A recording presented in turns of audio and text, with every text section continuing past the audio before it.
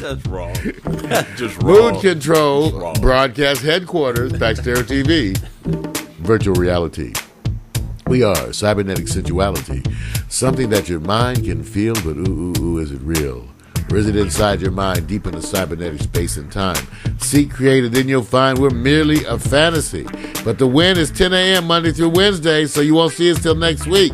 The live broadcasts occur all the time. Check out our TV guide, packstereo.tv/TV guide. Hey, Vic. Yes, sir. They say, why do we do this? And I tell them, that too, we do it for sexual favors, but also we do it because we are the new. We do it because ultimately we realize that we are in charge of this revolution we call internet television.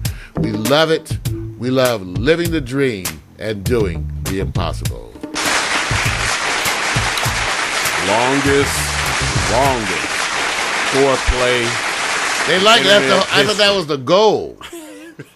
You know, they tell you there's nothing worse than some short-ass foreplay. Well, it all depends, man. There's some women that say, we just kind of get to the meat and potatoes? No. Yeah. They usually want, meat and potatoes, man. Ain't that a bitch? Yeah, well, hey, you know how it is. Don't be going too slow.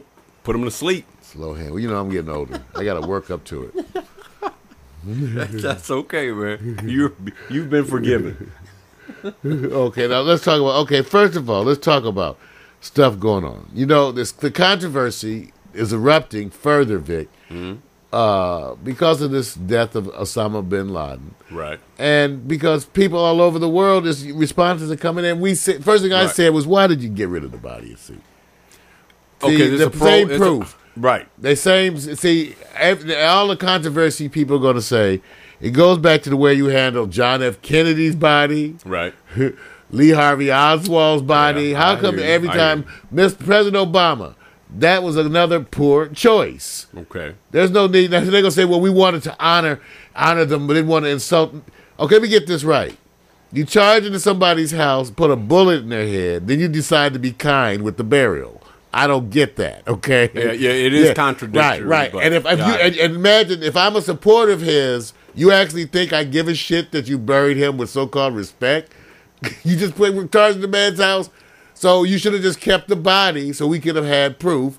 Just like there's the controversy over Saddam Hussein. Right. Look, these are the same controversies because you do things in an underhanded asshole way. Right. There was no need to get rid of that body at sea.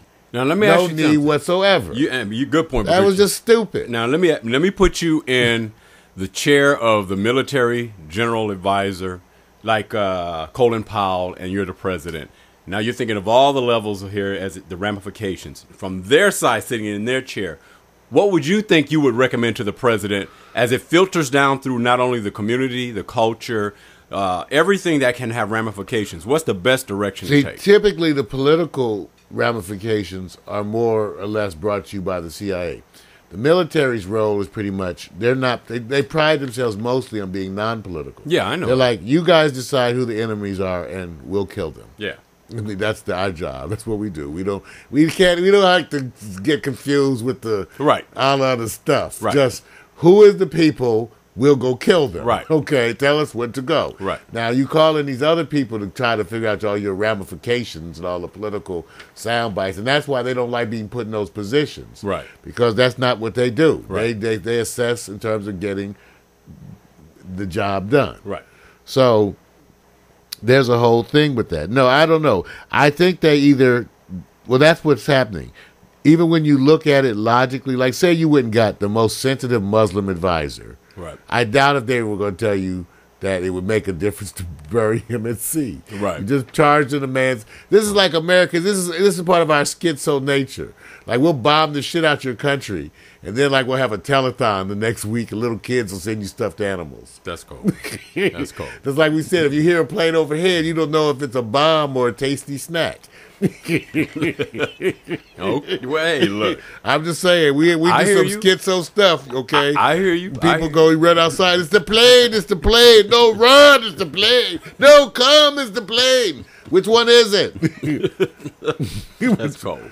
All right. So you know, that's part of the thing. You know, that is part of the thing that's... Now, who's going to carry this as the, we'll call it a badge a badge of what they call the rebellion against Obama as it relates to our American policies or politicians. Who's gonna be the one that says, "Look, let me carry the mantle of what was done over there with." It's your Osama. President, I assume. Well, I mean, there's He's trying always to claim there's always somebody. Let's say it's the Republicans. And remember, people it's the out Republicans. there. Who's going to say? Oh no, you can't. No, wait a minute. No. I know, that's what I'm saying. As a resident indie, You know that everything can't be the damn Republicans. Well, okay, I'm just saying. Everything. I mean, where the Republicans? They just, wherever you. Here's what happens: get suspicious whenever the Republicans and the president agree, and this is the one on which they agree. I agree. They're like all together. Well, when elections are right around the corner, everybody's looking for that sharp target to use against you. And I always say that somebody's going to walk up, but not on this one. I think with this one, with the Osama thing, I don't think anyone, whether they're independent or Republican, are going to touch this at all. I think they're totally going to leave this one alone and continue on with what they're questioning. I just think it'll be a soft two-step on this one, and nobody's going to be like the face of you were wrong and adamant about it. That's what I was saying. Well, we went to some of the foreign press because let me give you an example of what they have on Russia television because it is different on some of the other places. Take a look right here. Here's Russia television. One of the lead items here is right here, Osama myth made up to take over the world. Okay, which is one of the biggest conspiracies that, not that these people don't exist, but that we take and build them up into bigger figures. And build. In other words, I always bring up the issue of the Soviet Union when the Soviet Union fell. All of a sudden, you heard nothing on the news, like your CIA, intelligence.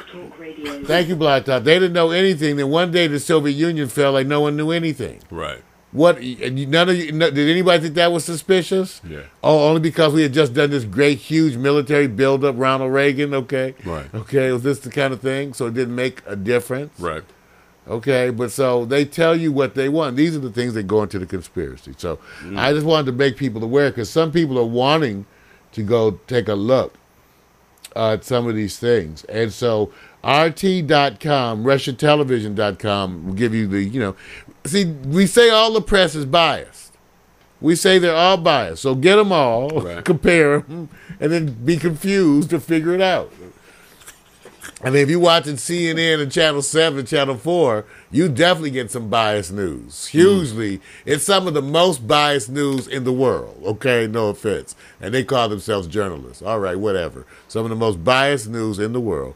So go balance it with this news, okay? And remember, it's not good enough that you said it so. People want proof. Well, we just have to believe it because you say it so. It's hard. They say it was Osama. They say they dumped his body into the ocean. If you say so, you can't question. Since you'd have no proof, and you did that to honor him because honor him and other Muslims, right? Whatever. Hard. But the bullet in his head, that I don't know if that honored so much. But so maybe my thing is not to keep the body so we can have some proof. Keep the body. All right, everybody. So this gets to the whole big thing, the 9/11, right? And the fact that I raised the fact that I just look at the statistics. If you look at the statistics of the American population, what percentage believe that there are other stories, other things involved? It's high. Yeah, very high. It's high. It's very high. So people, it's not just us. Well, and nothing's changed. Politics are politics, and they are in every country. It's just that it tends to be more prominent with the more what they would call superpowers. And, and you could always, and I always say this, still find a better place than where you were at, and then make your decision. Well, I tell you, that's part of the news today. And Vic, I realized I forgot to play my lead-in good news, bad news. That's okay. Damn it. That's why? I will play it on the way out. Because you couldn't wait to get to this topic. That's why. Well, you had to marinate. Well, shoot. All right. Well, related to this is the president's position. The president is turning out. The question is whether it represents change or is it the same? Right. So he gets ready for the election. Guantanamo, the prisoners over there, an ongoing controversy. He promised to close Guantanamo. No, man. And again, another promise unkept. Let's take a look at this story. Not happening.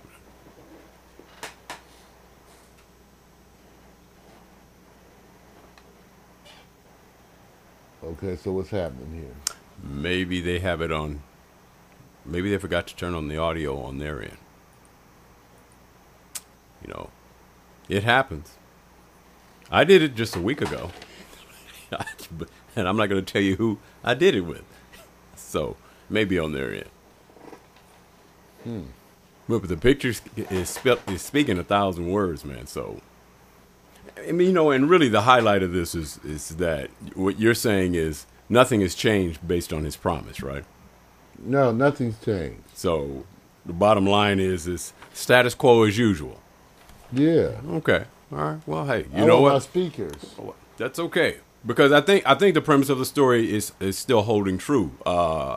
It's what a lot of people are saying, and you advocate you want accountability to the promises. And if that's the case, you're following this. And I think everybody's trying to do the same who are, look, we're watching everything you said and everything you promised. It's basically almost, 3.5 years later, and you're still waiting to see certain promises fulfilled. Over 700 secret memos don't worry about it, leaked man. to the whistleblowing website WikiLeaks reveal detailed analysis of all 780 men ever held at the U.S. Guantanamo Bay prison in Cuba between 2002 and 2009. And new insight into the evidence against the 172 men still locked up there. The files show that about 220 of the detainees were classed as dangerous terrorists, while 150 Afghans and Pakistani prisoners were later determined to be innocent. An additional 380 were deemed to be low-ranking foot soldiers. The documents also show the prison system often focused less on containing dangerous terrorists and more on extracting intelligence. Among inmates who proved harmless were an 89-year-old Afghan villager who suffered from senile dementia, and a 14-year-old boy who was a victim of a kidnapping. This man is alleged to be the 20th hijacker, Mohammed Kahtani. His questioning is the best documented case of an abusive interrogation. A Saudi native, Kahtani was believed to have been an intended participant in the September 11th attacks. And according to the files, Kahtani was leashed like a dog, sexually humiliated, and forced to urinate on himself. Another high-ranking detainee is Abd al-Rahim al-Nashiri, who faces charges before a U.S. military commission for his alleged involvement in the 2000 bombing of the USS Cole in Yemen. According to the leaked documents, Nashiri was also consumed with jihad. He reportedly got injections to make himself impotent, so he wouldn't be distracted by women, and encourage others to do the same.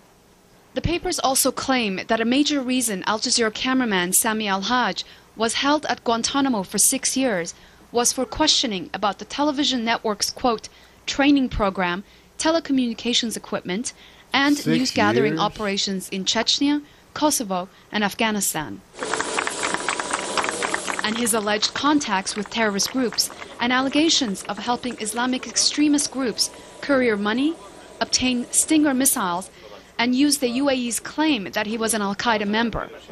Sami al-Hajj says he's always insisted he was only a journalist and adamantly denies the allegations. He was released in 2008 and has since returned to work for Al Jazeera. Much of the information in the documents is impossible to verify. Some reports say the files were prepared by U.S. intelligence and military officials working under the stress of war. The Pentagon described the leak as unfortunate and the assessments as snapshots that may now be outdated. But what is clear is that these newly released documents seem likely to prolong the long-running debate about America's most controversial prison. Dorsa Jabari, Al Jazeera. Wow. Well, as you can see, this is why you have controversies, because of policies that people execute that are